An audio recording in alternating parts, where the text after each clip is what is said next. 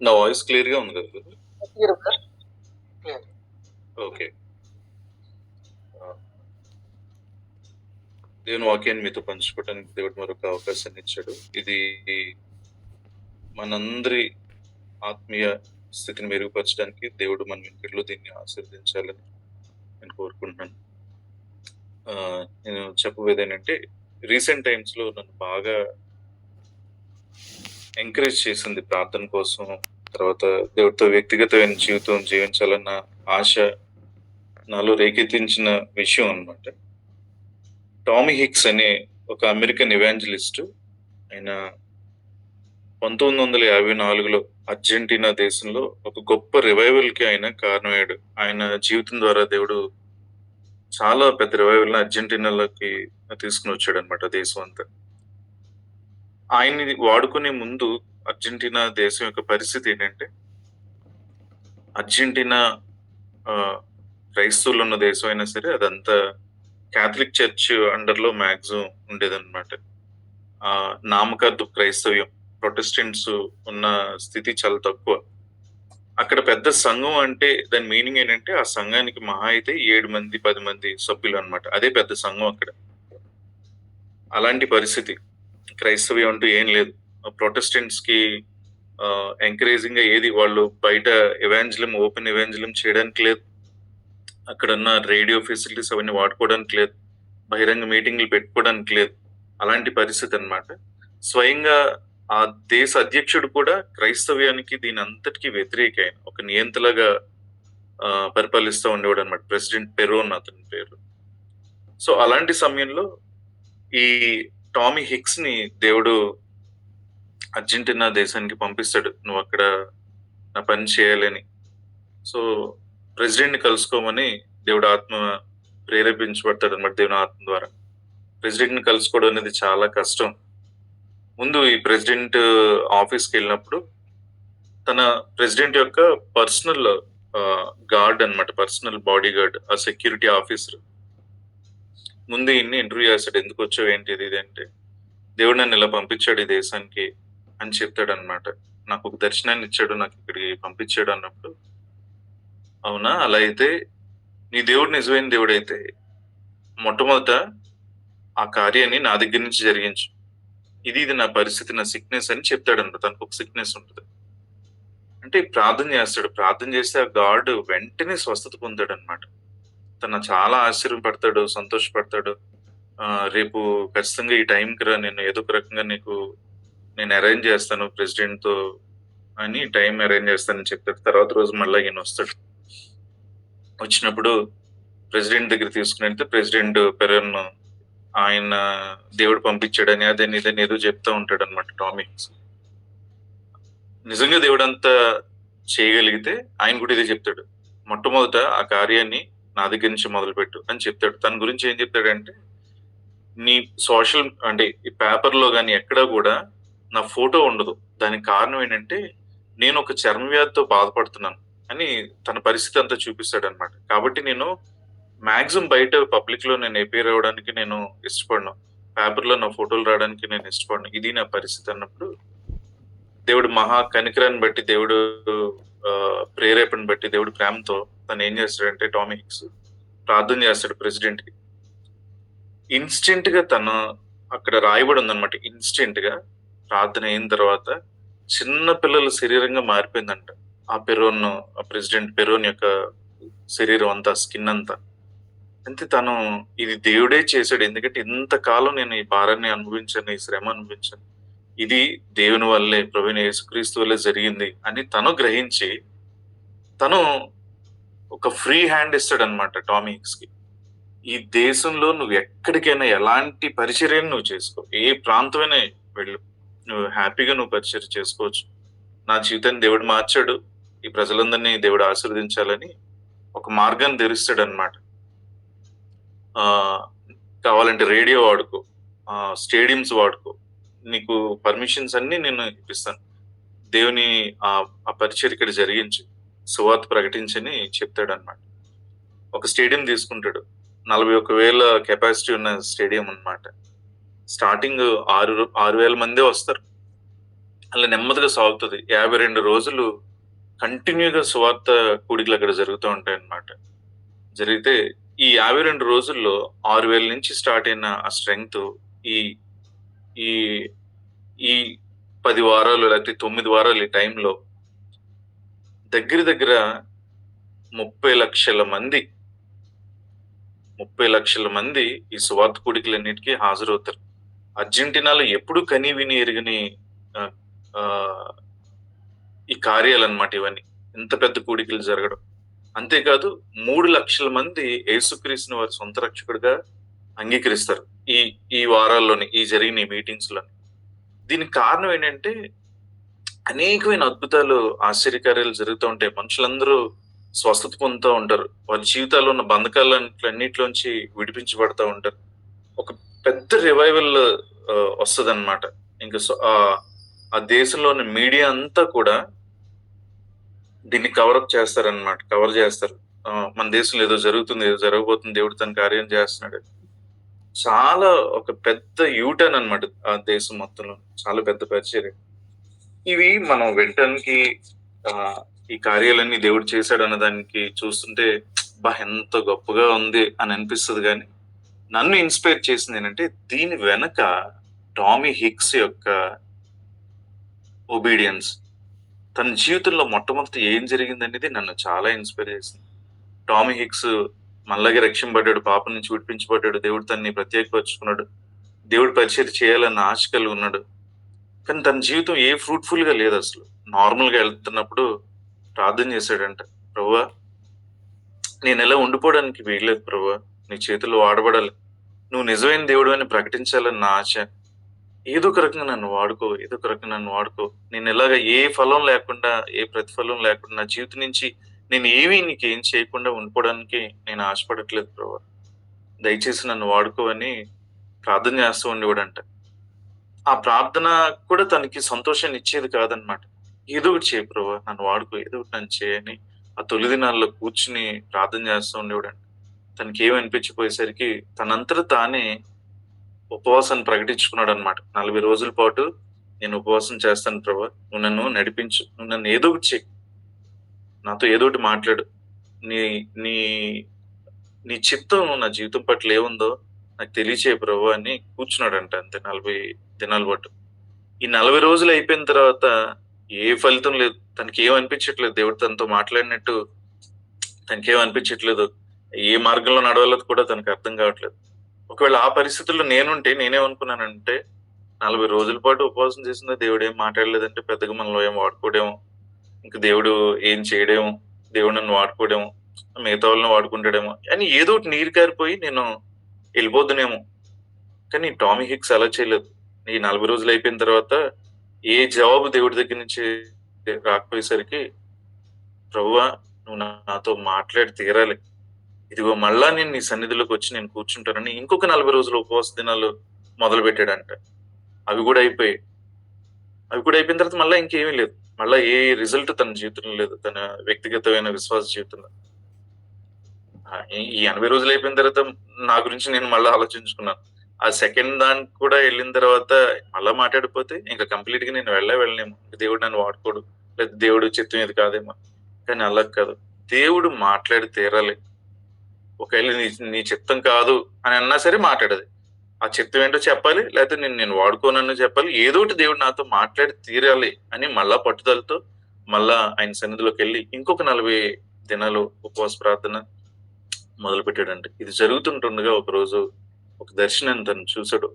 గొప్ప వెలుగుతో ఒక దేవదూత తన గదిలో ప్రత్యక్షమై మాట్లాడడం మొదలుపెట్టిందంట. నా పేరు రెయిన్ ఆఫ్ హీలింగ్స్, స్వస్థత వర్షం అని చెప్పుకుంటూ వచ్చి దేవుడు నీ దగ్గరికి నన్ను పంపించాడు. నీ బ్రతుకు దినాలన్నీ నీతో పాటు నేను ఉండటానికి నన్ను ఇక్కడ పంపించాడు. నువ్వు ఎక్కడికి వెళ్తే, నువ్వు ఎక్కడ పరిచర్య చేస్తే నీతో పాటు నేనుండి నేను కూడా ఆ పరిచర్యలో నీకు నేను సహకారిగా ఉంటాను అని ఆ దూత చెప్పిందంట. అక్కడి నుంచి తన జీవితం కంప్లీట్ గా మారిపోయింది. ఎక్కడికెళ్ళి రోగుల కోసం ప్రార్థన చేస్తుంటే అక్కడ స్వస్థతలు. దానికి కారణం ఏంటంటే దేవుడు తనకు తోడుగా తన ఆత్మని, పరిశుద్ధాత్మ దేవుడి యొక్క ఆ హెల్ప్ ని తన దూతని పంపించి ఆ కార్యాలన్నీ తన వెనక చేస్తూ వచ్చాడు కాబట్టి పరిచర్య అక్కడి నుంచి పుంజుకుంది. ఇదంతా చూసినాక నాకేమర్థమైందంటే, టామీ హిక్స్ యొక్క పరిచర్య అలా జరగడానికి కారణం, అలా మారడానికి కారణం ఏంటి? తను ఒక వెల చెల్లించాడంతే. దేవుని సన్నిధిలో హి పెయిడ్ ద ప్రైస్. మనం కూడా మన జీవితాల్లో వెల చెల్లించడానికి సిద్ధంగా ఉంటే, ఏంటి ఆ వెల అంటే తన సమయాన్నంతటిని దేవుని సన్నిధిలో గడిపాడు. దేవా, ఏదో ఒకటి నా జీవితంలో నువ్వు చేయాలి. నీ చిత్తం నాకు తెలియజేయాలి నువ్వు అని తనకున్న ఆ పనులన్నిటిని పక్కన పెట్టుకున్నాడు. తన ఇష్టాలను పక్కన పెట్టుకున్నాడు. తన తన జీవితాన్ని నార్మల్ లైఫ్ అంతటిని పక్కన పెట్టుకుని నువ్వు నన్ను వాడుకో. నీ చిత్తాన్ని నాకు తెలియచేయి. నా ద్వారా నీ క్రియలు జరిగించు, నీ కార్యాన్ని జరిగించు. నేను ఎలా ఉండిపోవడానికి వీల్లేదు ప్రభువా అని తనను తాను దేవుని సన్నిధిలో ఆ సమయాన్ని దేవుని సన్నిధికి అప్పగించుకున్నాడు. He paid the price. అందుకే క్యాథరిన్ కుల్మెన్ అనే గొప్ప దైవజనురాలు ఏమని చెప్తుందంటే, salvation is free but anointing costs. రక్షణ అనేది ఉచితం, కానీ అభిషేకం మాత్రం వెల చెల్లిస్తే వచ్చేది. ఏంటా వెల అంటే నీకు నువ్వే వెల చెల్లించుకోవాలి. ఆ వెలే నువ్వే ఉండొచ్చు. నీ ఇష్టాలని, నీ సంతోషాలని దేవుని చేతిలో నువ్వు వాడబడాలి అంటే, దేవుడు తన ఆత్మ క్రియలు, ఆత్మ కార్యాలని నీ ద్వారా జరిగించాలంటే, ఎందుకంటే జీవజల ప్రవాహాలు మనలోంచి ప్రవహిస్తాయని దేవుని వాక్యం చెప్పింది. నీ కడుపులోంచి ఊరతాయని చెప్పినప్పుడు, అలాగా మనలోంచి దేవుని ఆత్మ అనేక మందిని తాకాలి. దేవుని క్రియలు మన జీవితం ద్వారా అనేక మంది జీవితాల్లో జరగాలన్న ఆశ మనం కలిగి ఉంటే ఖచ్చితంగా మనం ఒక వెల చెల్లించాలి. ఆ క్రియలన్నీ, ఆ కార్యాలన్నీ మన జీవితంలో జరగాలంటే ఖచ్చితంగా మనం వెల చెల్లించాలి. ఒక వెల చెల్లించడానికి ఒకవేళ సిద్ధమైతే, ఇదిగో దేవా నేను ఇక్కడున్నాను, నన్ను వాడుకో అని ఆయన సన్నిధిలో మనం ప్రార్థించి ఆయన చిత్తాన్ని తెలుసుకుంటే ఖచ్చితంగా దేవుడు మనల్ని వాడుకుంటాడు.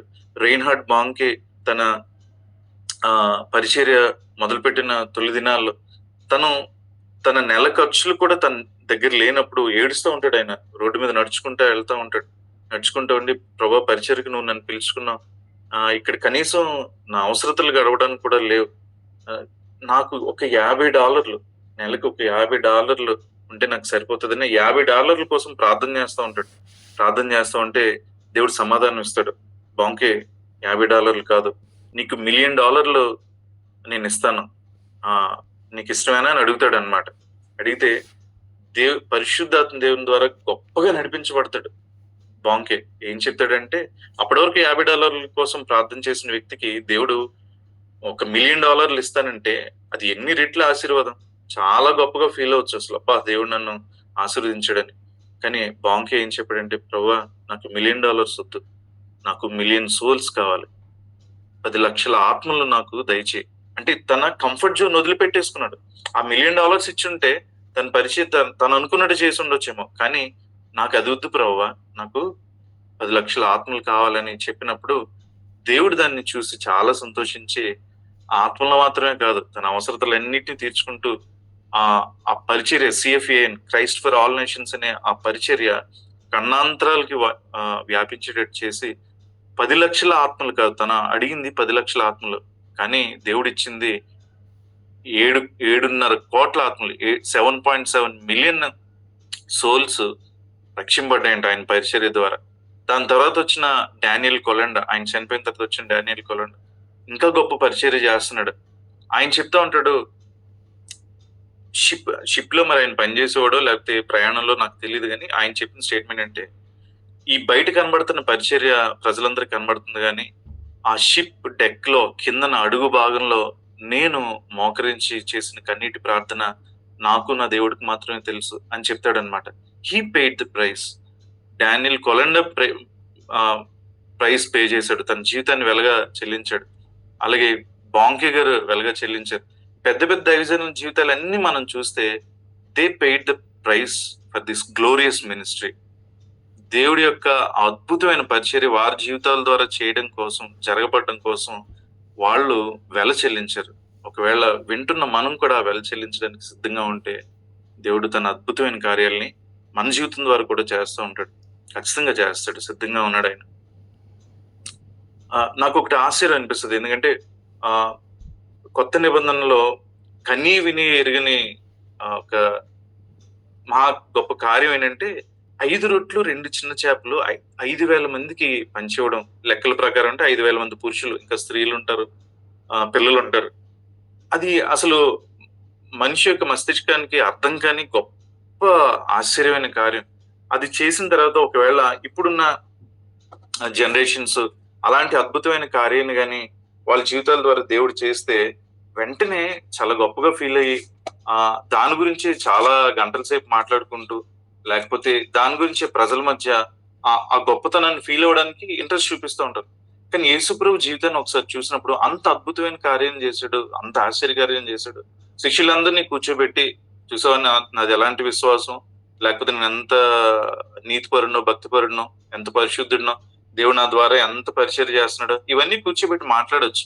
లేదా ప్రజలందరినీ ఇంకా కూర్చోబెట్టి ఇప్పటికైనా అర్థమైందా నా టాలెంట్ ఏంటని చెప్పొచ్చు. ఇవేవి చేయలేదు. కానీ మత్తయి సువార్త 14 అధ్యాయం 22వ వచనంలో ఎక్సలెంట్ గా ఉంటది. అంటే ప్రభు యొక్క వ్యక్తిత్వం, ఆయన ఎలాంటి వెల చెల్లించాడు తన జీవితంలో అద్భుతమైన పరిచర్య చేయడం కోసం. ఒకసారి చూస్తే 14వ అధ్యాయం అంతా దీని గురించి రాసి ఉంటది. 22వ వచనంలో, వెంటనే ఆ జనసమూహములను తాను పంపివేయనంతలో తన శిష్యులు ధోని ఎక్కి తనకంటే ముందుగా అద్దరికి వెళ్ళవాలని ఆయన వారిని బలవంతం చేసిన. ఆయన జనసమూహములను పంపివేసి ప్రార్థన చేయుటకు ఏకాంతముగా కొండ ఎక్కిపోయి. ఎక్సలెంట్ కదా! అంత పెద్ద కార్యాన్ని తన జీవితం ద్వారా దేవుడు చేసినప్పుడు, అంత అద్భుతమైన కార్యాన్ని యేసుప్రభు అక్కడ పెర్ఫార్మ్ చేసిన తర్వాత మనుషులతో ఉండడానికి ఆయన ఇష్టపడలేదు. ప్రజలందరినీ పంపించేశాడు. ధోనికి శిష్యులు వెళ్ళిపోయిన తర్వాత ఏకాంతంగా తండ్రితో గడపడానికి ఆయన ఆ కొండకి ఆ ప్రార్థనలో గడిపాడంట. He paid the price. ఏంటి అక్కడ ప్రైస్ ఏంటంటే, తన గొప్పతనం కోసం అక్కడ ఏది చూసుకోలేదు.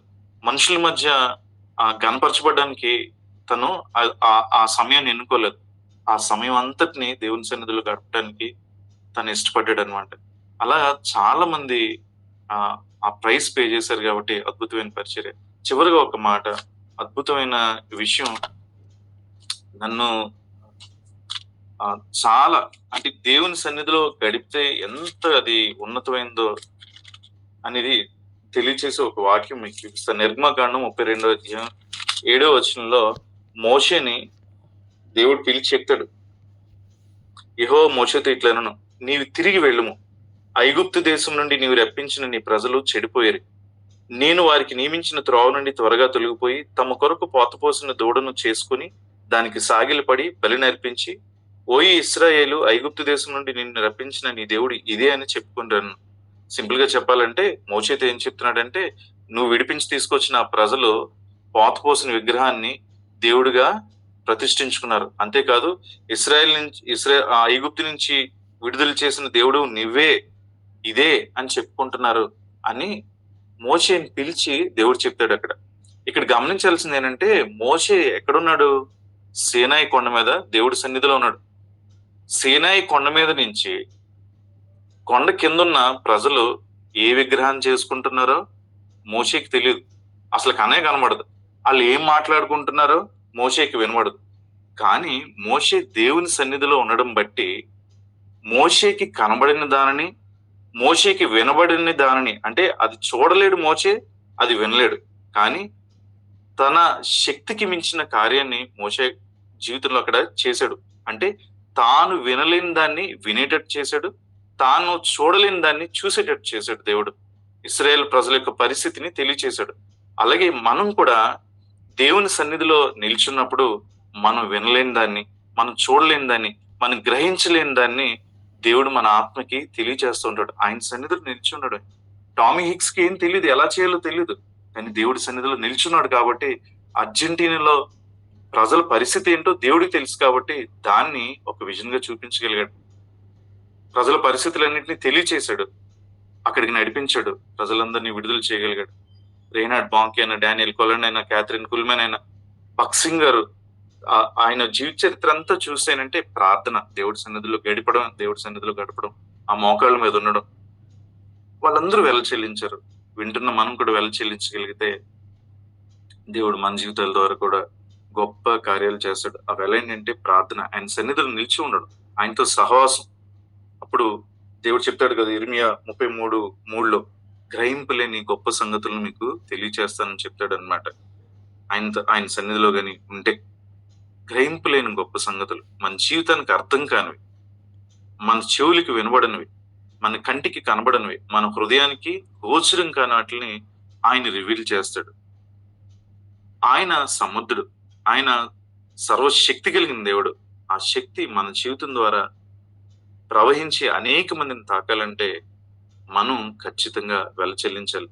దేవుని ఆత్మాభిషేకం ద్వారా క్రియలు మన జీవితం ద్వారా జరగాలంటే, దేవుని ఆత్మ ద్వారా మనం నడిపించబడాలంటే, దేవుని క్రియలు ప్రజలను తాకాలంటే, అద్భుతమైన పరిచర్య, దేవుని యొక్క పరిచర్య మన జీవితం ద్వారా జరగాలంటే మనం వెల చెల్లించాలి.